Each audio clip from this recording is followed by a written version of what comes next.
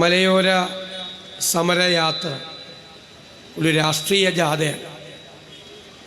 ഇവിടെ സംസാരിച്ച നേതാക്കന്മാരെല്ലാവരും നിങ്ങളോട് വളരെ വിശദമായി ഈ യാത്രയുടെ ഉദ്ദേശത്തെക്കുറിച്ച് പറഞ്ഞു. മലയോരത്ത് ജീവിക്കുന്ന, വനാതിർത്തികളിൽ ജീവിക്കുന്ന പാവപ്പെട്ട കർഷകരെയും ജനങ്ങളുടെയും സങ്കടങ്ങളെയും ദുരിതങ്ങളെയും അവരനുഭവിക്കുന്ന വിഷമങ്ങളെയും എല്ലാം ഉയർത്തിക്കാട്ടി അത് കേരളത്തിൻ്റെയും കേന്ദ്രത്തിലെയും ഗവൺമെൻറ്റുകളുടെ മുമ്പിലെത്തിച്ച് ഈ സംസ്ഥാനത്തിൻ്റെ ഫസ്റ്റ് പ്രയോറിറ്റി, ഒന്നാമത്തെ പരിഗണന കൊടുക്കേണ്ട ഒരു വിഷയമാക്കി മാറ്റാൻ ഈ യാത്രയ്ക്ക് കഴിയും എന്ന് ഞങ്ങൾക്ക് വിശ്വാസമുണ്ട്. ഞാൻ അഭിമാനത്തോടെ പറയുന്നു, കഴിഞ്ഞ 3.5 വർഷക്കാലം കേരളത്തിൻ്റെ നിയമസഭയിൽ ഞങ്ങൾ ഏറ്റവും കൂടുതൽ പ്രാവശ്യം ഉന്നയിച്ചിട്ടുള്ളത് മലയോരത്തെ കർഷകരുടെ സങ്കടങ്ങളാണ്. അതിനെക്കുറിച്ച് ആർക്കെങ്കിലും വല്ല സംശയം ഉണ്ടെങ്കിൽ ഞാൻ അവർക്ക് അയച്ചു തരാം. ഏറ്റവും കൂടുതൽ അടിയന്തര പ്രമേയങ്ങൾ നിയമസഭയിൽ കൊണ്ടുവന്നത് ഈ മലയോരത്തെ പ്രശ്നങ്ങളാണ്. അത് കഴിഞ്ഞാൽ തീരദേശത്തെ പാവങ്ങളുണ്ട്. 2 എക്സ്ട്രീമിലാണ്, 2 ധ്രുവങ്ങളിലാണ്. പക്ഷേ ഇതുപോലെ തന്നെ സങ്കടമുള്ളവരാണ് അവർ. ഈ 2 വിഷയങ്ങളാണ് നിയമസഭയിൽ ഏറ്റവും കൂടുതൽ പ്രാവശ്യം കൊണ്ടുവന്നിട്ടുള്ളത്. ഇവിടെ മോൻസി ജോസഫ് അടക്കമുള്ള MLA-മാരിയ്ക്കുന്നു. ഒരു സെഷനിൽ പോലും മലയോരത്തെ ഈ വിഷമങ്ങൾ പറയാതെ ഒരു നിയമസഭാ സമ്മേളനവും ഞങ്ങൾ പോയിട്ടില്ല. നിരവധി പ്രാവശ്യം. പക്ഷെ നിസ്സംഗതയാണ്, ഒരു പ്രതികരണവുമില്ല. ഇപ്പോൾ വനാതിർത്തികളിൽ ഞങ്ങൾ പോയല്ലോ, ഭീതിയിലാണ്, പേടിയാണ്. രാത്രി ഒരു കരിയിൽ അനങ്ങിയാൽ പേടിയാണ്. ബത്തേരി ഞങ്ങൾ ചെന്നപ്പോൾ പറഞ്ഞത് 5 കടുവ ഇറങ്ങിയിരിക്കുകയെന്നാ. കുട്ടികൾക്ക് സ്കൂളിൽ പോകാൻ പറ്റുമോ? പുല്ല് പറിക്കാൻ പോകാൻ പറ്റുമോ? ആശുപത്രിയിൽ പോകാൻ പറ്റുമോ? ഒന്ന് കൃഷി മുഴുവൻ നശിച്ചു. പശുവിനെ കറന്നാണ് മിക്കവാറും പേര് ജീവിക്കുന്നത്. കറന്ന പാല് കൊണ്ടുപോയി സൊസൈറ്റി കൊണ്ടുപോയി കൊടുക്കാൻ പറ്റുമോ? പേടിയാണ്, ഭയമാണ്. ഞങ്ങൾ വയനാട്ടിൽ ചെന്നപ്പോൾ 9 പേരെയാണ് കടുവ കൊന്നത്. ആറളത്തിൽ ചെന്നപ്പോൾ 17 പേരെയാണ് ആന ചവിട്ടിക്കൊന്നത്. ഈ ഇടുക്കി ജില്ലയിൽ കഴിഞ്ഞ കുറച്ച് വർഷങ്ങൾക്കിടയിൽ എത്ര പേരെയാണ് വന്യമൃഗങ്ങൾ ആക്രമിച്ചത്? കൃഷി നടത്താൻ പറ്റുമോ? എന്നിട്ട് നിയമസഭയിൽ ഗവർണറുടെ പ്രസംഗത്തിൽ സർക്കാർ എഴുതി വച്ചിരിക്കുക, കേരളത്തിൽ വന്യജീവി ആക്രമണം കുറഞ്ഞു വരികയാണ്. ഞങ്ങൾ ചോദിച്ചു, നിങ്ങൾ ഏത് ഗ്രഹത്തിലാണ് ജീവിക്കുന്നത്? സർക്കാർ തന്ന കണക്കുണ്ട് ഞങ്ങളുടെ കയ്യിൽ. കഴിഞ്ഞ 2018 മുതൽ 60,000-ത്തിലധികം വന്യജീവി ആക്രമണങ്ങൾ കേരളത്തിൽ. മരിച്ചത് എത്ര പേരാ? 1000-ത്തിലധികം ആളുകൾ മരിച്ചു. 8,000-ത്തിലധികം ആളുകൾക്ക് ഗുരുതരമായ പരിക്കേറ്റു. കോടിക്കണക്കിന് രൂപയുടെ കൃഷിനാശമുണ്ടായി. ഇതാ കണക്ക്. എന്നിട്ടോ ഇപ്പോൾ കാർഷിക മേഖലയിൽ സാധാരണ എന്താ, ചേന, ചേമ്പ്, കപ്പാക്കി ഇടും. ഇപ്പോൾ ഇടാൻ പറ്റുമോ? കിഴങ്ങ് കൃഷി പന്നി വന്ന് എല്ലാം നശിപ്പിക്കും. കിഴങ്ങ് കൃഷി ഇല്ല. വാഴ ആന നശിപ്പിക്കും. തെങ്ങിൽ കുരങ്ങൻ കയറി മഞ്ഞങ്ങ പരുവത്തിൽ തേങ്ങ ഇട്ടുകൊണ്ട് പോവും. ഒരു തരത്തിലുള്ള കൃഷിയും പറ്റുന്നില്ല. ഞങ്ങൾ ഇന്നലെ ആതിരപ്പള്ളിയിൽ പോയപ്പോൾ ഒരു പറമ്പിലെ പ്ലാവ് മുഴുവൻ വെട്ടിമാറ്റുക. കാരണം ചക്കയുണ്ടായ ആന വരും. വാഴ വേണ്ട, വാഴ കൃഷി ഉപേക്ഷിച്ചു. പ്ലാവ് വേണ്ട, ഒരു ഫ്രൂട്ട് പ്ലാന്റും ചെയ്യാൻ പറ്റില്ല.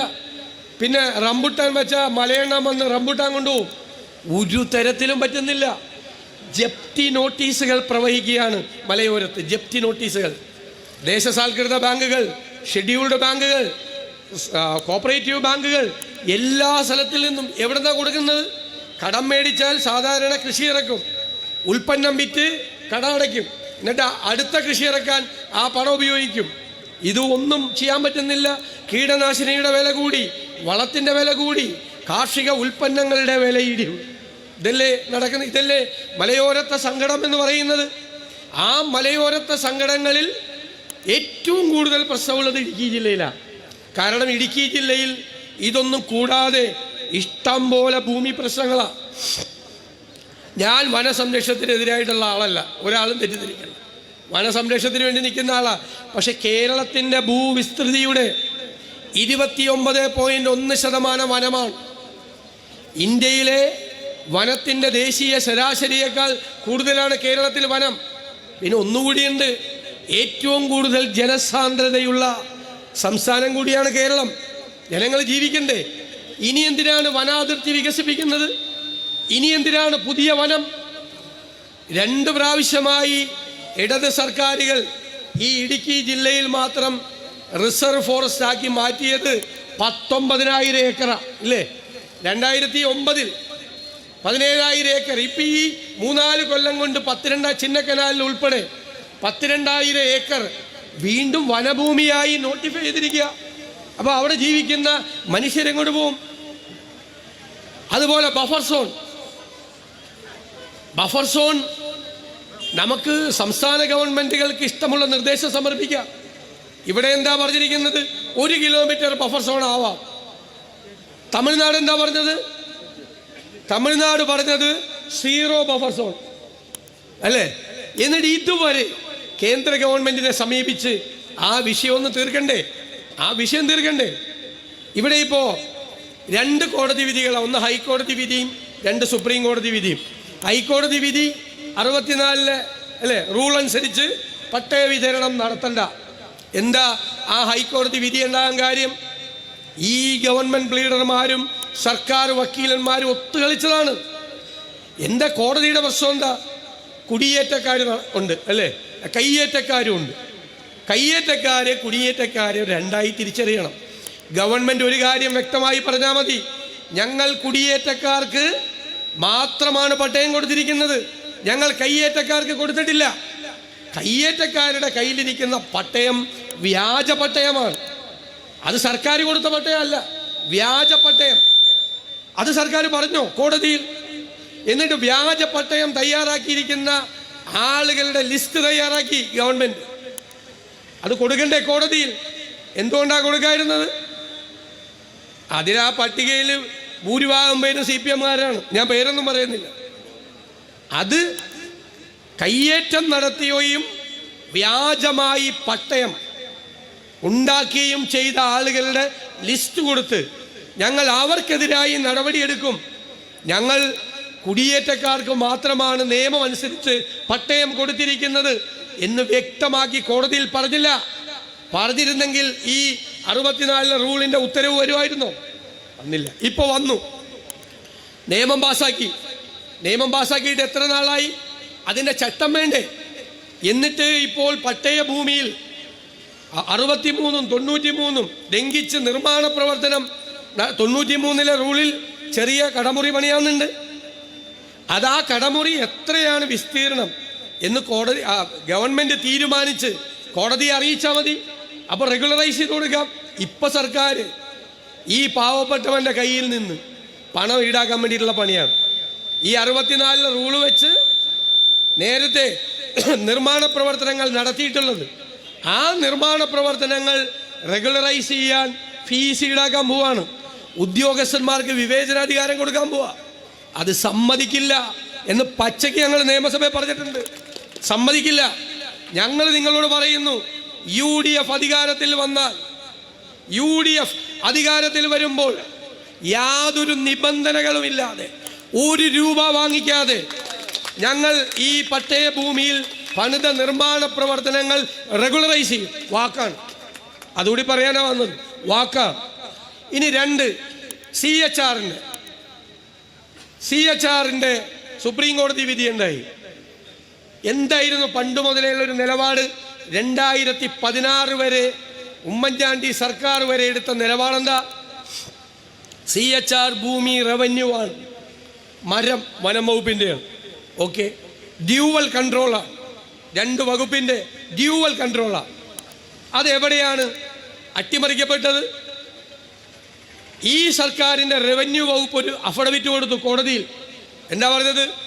ഈ 2,15,000 ഏക്കർ വരുന്ന CHR ഭൂമി എന്താണ്? വനഭൂമിയാണെന്ന്. റവന്യൂ വകുപ്പ് കൊടുത്ത അഫിഡവിറ്റാ. വനം വകുപ്പിൻ്റെ ഒരു റിപ്പോർട്ടുണ്ട്. വനം വകുപ്പിൻ്റെ റിപ്പോർട്ടിലും പറഞ്ഞിരിക്കുന്നത് ഇത് മുഴുവൻ ഇത് മുഴുവൻ വനഭൂമിയാണെന്നാണ്. അപ്പോൾ സംസ്ഥാന ഗവൺമെൻറ്റിൻ്റെ 2 വകുപ്പുകൾ എടുത്ത തെറ്റായ നിലപാടാണ് CHR പട്ടയം കൊടുക്കണ്ട എന്ന് തീരുമാനിപ്പിച്ചത്. ആണോ? എൻ്റെ കയ്യിലുണ്ട് കോപ്പി, 2 കോപ്പിയുണ്ട്. റവന്യൂ വകുപ്പും പറഞ്ഞിരിക്കുന്നു ഇത്. മാത്രമല്ല വേറൊരു മണ്ടത്തരം പറഞ്ഞിട്ടുണ്ട്. 2,64,000 ഏക്കർ ഏലത്തോട്ടമുണ്ടെന്നാണ് പറഞ്ഞത്. CHR ഉണ്ടോ? ഏത് കണക്കിലാ? ഞങ്ങൾക്ക് ഗവൺമെൻറ്റിനോട് ചോദിക്കാനുള്ളത്, നിങ്ങൾ സുപ്രീം കോടതി പോയി പറഞ്ഞു 2,64,000 ഏക്കർ, അതായത് 413 ചതുരശ്ര മൈൽ അല്ലേ ഉണ്ടോ? എല്ലാ റെക്കോർഡും തിരുവിതാംകൂറിലെ ഫോറസ്റ്റ് മാനുവൽ അടക്കമുള്ള മുഴുവൻ റെക്കോർഡുകളും ഞങ്ങൾ പരിശോധിച്ചു. അവിടെ എല്ലാം 2,15,000 അധികം ഏക്കർ മാത്രമാണ് CHR ഉള്ളത്. അതിൽ വനം എന്ന് പറയുന്നത് 15,000 ഏക്കർ മാത്രമേ ഉള്ളൂ. 15,000 ഏക്കർ മാത്രം. ബാക്കിയുള്ള 2 ലക്ഷത്തോളം ഏക്കർ സ്ഥലത്ത് ഈ വനം എന്നുള്ള വാക്ക് ഉപയോഗിക്കാൻ പാടില്ല. വേണമെങ്കിൽ വനം വകുപ്പിൻ്റെയാണെന്ന് പറഞ്ഞോ. ഇത് കൃത്യമായി കോടതി പറഞ്ഞോ. മാത്രമല്ല കോൺഫ്ലിക്റ്റ് ചെയ്യുന്ന, അതായത് വൈവിധ്യം, ഒരു റിപ്പോർട്ട് കൊടുക്കും, അതിന് വിരുദ്ധമായി വേറെ റിപ്പോർട്ട് കൊടുക്കും. ഒരിടത്ത് പറയും 2,15,000 എന്ന് പറയും, ഒരു ലക്ഷത്തി പറയും 2,64,000 എന്ന് പറയും, ഒരിടത്ത് പറയും 15,000 ഏക്കറേ വനമുള്ളെന്ന് പറയും, വേറെ സ്ഥലത്ത് പറയും ഇത് മുഴുവൻ വനമാണെന്ന് പറയും. ഇത്രയും ഇത് പഠിക്കാതെ തോന്നിയതുപോലെ കുറേ വക്കീലന്മാർക്ക് ഇത് വിട്ടുകൊടുത്തിരിക്കുക. തോന്നിയതുപോലെ ആരാ അനുഭവിക്കുന്നത്? ഇപ്പം കുത്തകപ്പാട്ടം പുതുക്കി കൊടുക്കുന്നുണ്ടോ? പുതുക്കി കൊടുക്കുന്നില്ല. കുത്തകപ്പാട്ടം എന്തുകൊണ്ടാണ് പുതുക്കി കൊടുക്കാത്തത്? പുതുക്കി കൊടുക്കുന്നില്ല. അവർക്ക് എന്തെങ്കിലും ചെയ്യാൻ പറ്റുമോ അവിടെ? ഈ ഭൂമി ഒന്നും ചെയ്യാൻ പറ്റില്ല. ഇപ്പോൾ 2017 8 വില്ലേജുകൾ നിർമ്മാണ നിയന്ത്രണം ഏർപ്പെടുത്തി. റവന്യൂ വകുപ്പിൻ്റെ NOC വേണമെന്ന് പറഞ്ഞു. 2018 ഇവിടെ കിടന്ന് ഈ ബഹളം ഉണ്ടാക്കുന്ന മന്ത്രി ഉണ്ടല്ലോ, ഇലക്ട്രിസിറ്റി മന്ത്രി, അതേ മന്ത്രി ആയിരിക്കുമ്പോഴല്ലേ തീരുമാനമെടുത്തത് ഇലക്ട്രിസിറ്റി കണക്ഷൻ വേണമെങ്കിൽ ഈ 8 വില്ലേജിൽ റവന്യൂവിൻ്റെ NOC വേണമെന്ന്. ഇവരൊക്കെ എടുത്ത മന്ത്രിസഭയിലെ തീരുമാനമെടുത്ത്. അന്ന് എവിടെയായിരുന്നു ഇവരെല്ലാം? ഈ കഴിഞ്ഞ 5-8 കൊല്ലക്കാലമായി ഈ ഇടുക്കി ജില്ലയിലെ ജനങ്ങളെ ഓരോ വിഷയങ്ങൾ പറഞ്ഞ് ബുദ്ധിമുട്ടിപ്പിക്കുകയാണ്, പ്രയാസപ്പെടുത്തുകയാണ്. ഒരു തരത്തിലും ജീവിക്കാൻ അനുവദിക്കാൻ പറ്റാത്ത സാഹചര്യം. ഇപ്പോഴുള്ള ഈ 19,000 ഏക്കറിൻ്റെ കൂടെ 2,16,000 CHR കൂടി വനഭൂമി ആക്കിയ ഇടുക്കിയിലെ മനുഷ്യരെവിടെ പോവും? എങ്ങോട്ട് പോവും? പിന്നെ കൂടാതെ വനമാക്കി നോട്ടിഫിക്കേഷൻ വരിക, ഡീനോട്ടിഫൈ ചെയ്യാമെന്ന് പറഞ്ഞു. ചിന്നക്കനാലിലെ ഭൂമി നോട്ടിഫിക്കേഷൻ കൊടുത്തത് ചെയ്തോ? ഇതുവരെ ചെയ്തില്ല.